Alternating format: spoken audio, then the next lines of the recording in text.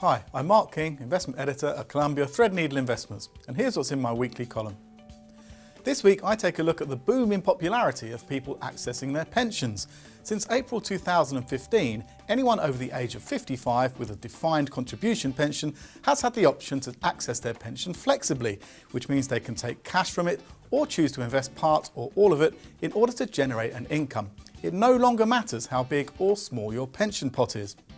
But before April 2015, there were lots of complicated rules that essentially boiled down to the fact that it was difficult to take out more than 25% of your pension unless the entire pot was small, worth £18,000 or less, or if you already had a large income.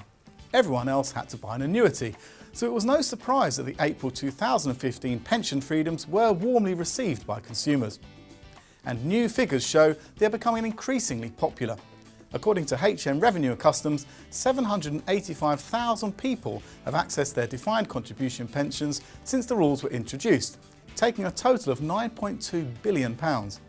In the final quarter of 2016, 162,000 individuals accessed their pensions flexibly, taking £1.56 billion in cash. This was a 142% rise on the number of people in the final quarter of 2015, and that's a 90% increase in monetary terms. The success of the pension rules are welcome, but people should begin thinking about their retirement long before they get close to giving up work.